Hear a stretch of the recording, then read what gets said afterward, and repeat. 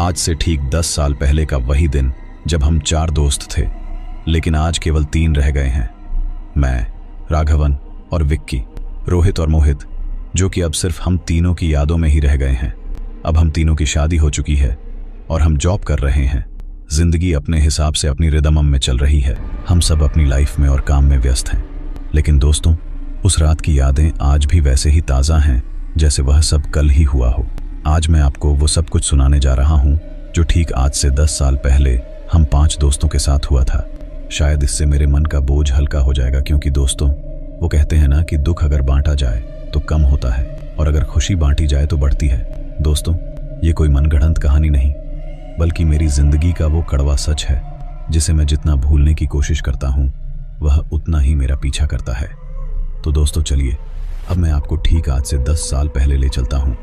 मैं हूँ रोहित मात्रे। मैं उस वक्त मुंबई के विश्वविद्यालय में BA साइकोलॉजी का 3rd ईयर का स्टूडेंट था। दोस्तों, मैं उन दिनों लड़कियों का कम और कैमरे का ज्यादा दीवाना था। हर ट्रैक, हर ट्रिप में मेरे हाथ में कैमरा जरूर होता था। मेरे 4 जिगरी दोस्त थे जिनका नाम राघवन प्रधान, मोहित आप्टे और विक्की देशमुख था। हम सभी अलग अलग डिपार्टमेंट से थे, लेकिन हमारी दोस्ती को जो चीज जोड़ती थी वो था हमारा एडवेंचर का पागलपन। उन दिनों गर्मी का वक्त था और हमारी वेकेशंस शुरू हो चुकी थी। एग्जाम भी उसी समय खत्म हुए थे और हम सब छुट्टी के मूड में थे। हम सब कैंटीन में बैठकर बातें करते हुए समोसे खा रहे थे। मोहित ने सबसे पहले कहा कि इस बार गोवा या लोनावला नहीं, बल्कि कुछ अलग करते हैं, बिल्कुल रोमांच से भरा हुआ, जिसमें डर हो और फुल एडवेंचर हो।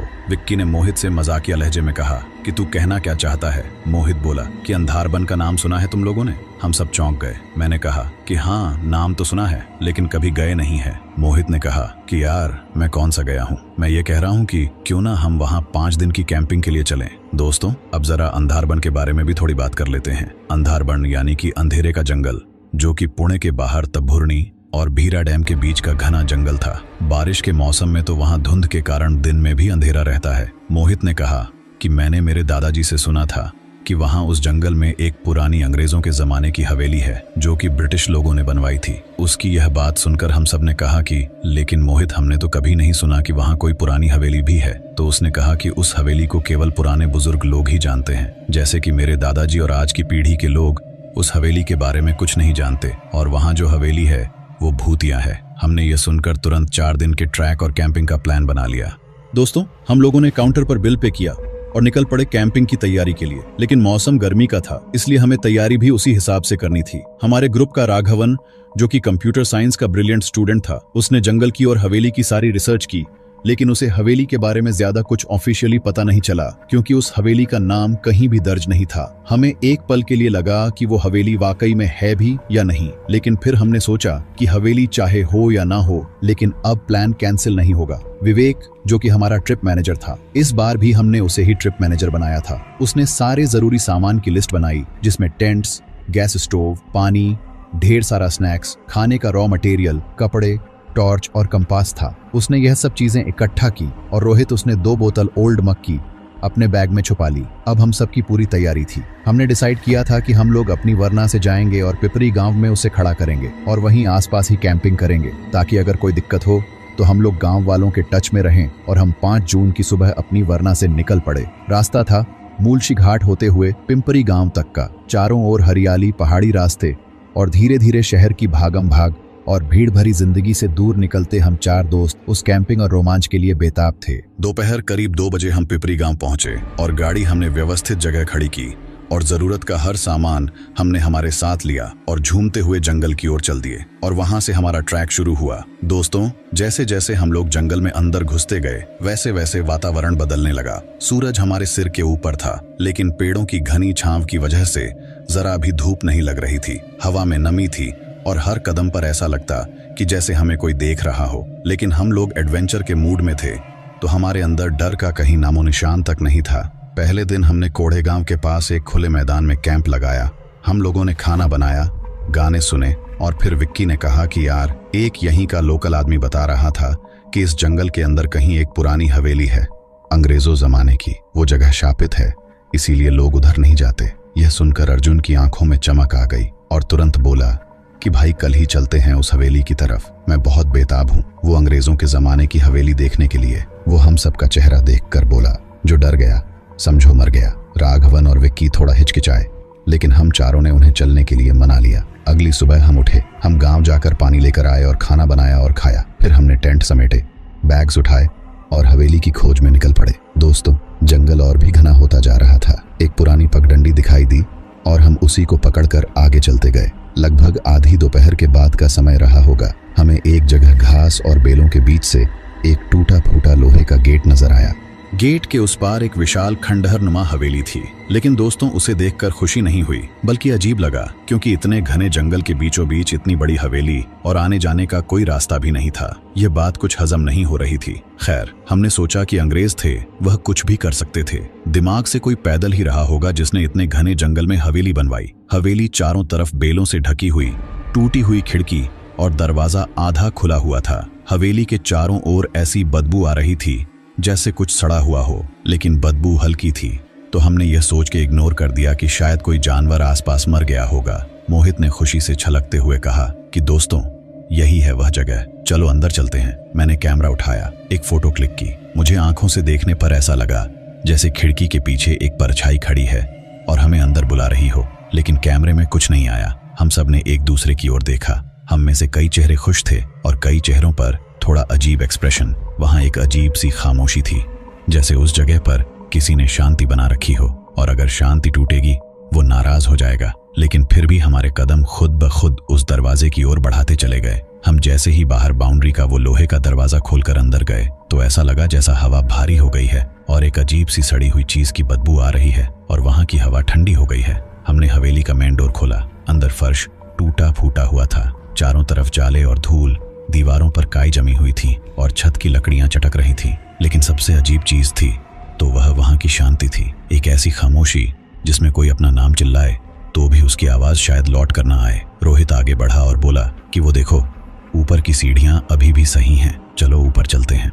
हमने टॉर्च चलाई और रोहित की बात मानकर उसके पीछे पीछे ऊपर फर्स्ट फ्लोर की ओर चल दिए। और जैसे ही हम सब फर्स्ट फ्लोर पर पहुंचे तो देखा कि दीवार पर एक औरत की पेंटिंग टंगी हुई है और उसका चेहरा डरावना था, आंखें एकदम लाल, और वो पेंटिंग को देख के ऐसा लग रहा था कि जैसे सच में वो औरत हमें देख रही हो। और नीचे लिखा हुआ था कि वापस जाओ। विक्की वो पेंटिंग देख के डर गया और बोला कि यह सब मजाक नहीं है, हमें यहाँ से वापस चलना चाहिए। लेकिन हम सब ने जिद की कि अब जब यहाँ तक इतनी दूर से आ ही गए हैं तो बिना देखे और बिना एक्सप्लोर किए कैसे चले जाएं। बस आधा घंटा और फिर चलेंगे। लेकिन हमारे इतना कहते ही वह पेंटिंग जो दीवार में टंगी हुई थी वह अचानक दीवार से नीचे गिर पड़ी, जैसे उसने हमारी बातें सुन ली हो और उसे हमारी बात बिल्कुल पसंद न आई हो। हम उस पेंटिंग के पास गए और हाथ से उठाकर देखा तो भाई वो ऐसी लग रही थी जैसे कि आज ही किसी ने वो पेंटिंग बनाई हो, और उसकी आंखें जो लाल थीं उनमें से खून जैसा कुछ लिक्विड बह रहा था। एक पल के लिए तो हम सबके रोंगटे खड़े हो गए, लेकिन हम लोग एडवेंचर प्रेमी थे,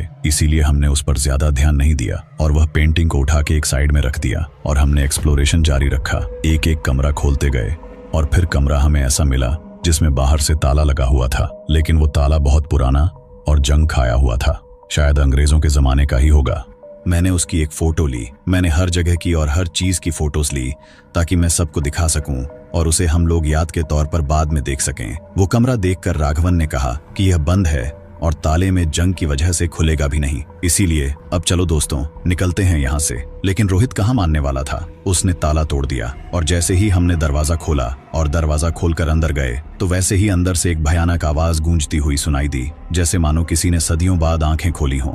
हम सब ज्यों के त्यों मूर्ति की तरह खड़े रहे। अंदर अंधेरा हो गया था, सिर्फ टॉर्च की रोशनी और तेज हमारी तेज सांसें मौजूद थी। हमने दरवाजा खोलने की बहुत कोशिश की लेकिन दरवाजा नहीं खुला और फिर तभी सीढ़ियों से किसी के कदमों की आवाज आने लगी, नीचे से ऊपर की ओर आती हुई, धीरे धीरे, जैसे कोई अपने शिकार की तरफ बढ़ रहा हो। हम सब अब एक दूसरे को देखने लगे। रोहित फिर दरवाजे की ओर भागा और उसे खोलने की कोशिश की, लेकिन वो नहीं खुला, जैसे कि पूरी ताकत से बंद हो। और तभी वह आवाज जो किसी के चलने की आ रही थी वो अचानक से बंद हो गई। मैंने कहा कि हो सकता है कि हम लोगों को भ्रम हुआ हो और इतने सुनसान जंगल में भला कौन आएगा, और दरवाजे इतने पुराने हैं इसलिए शायद खुल नहीं रहे हैं। चलो अब कुछ खोजबीन करते हैं, दरवाजा बाद में खोल लेंगे। लेकिन हमारे इतना कहते ही वह पेंटिंग जो दीवार में टंगी हुई थी वो अचानक दीवार से नीचे गिर पड़ी, जैसे उसने हमारी बातें सुन ली हो और उसे हमारी बात बिल्कुल पसंद ना आई हो। हम उस पेंटिंग के पास गए और हाथ से उठा के देखा तो भाई वो ऐसी लग रही थी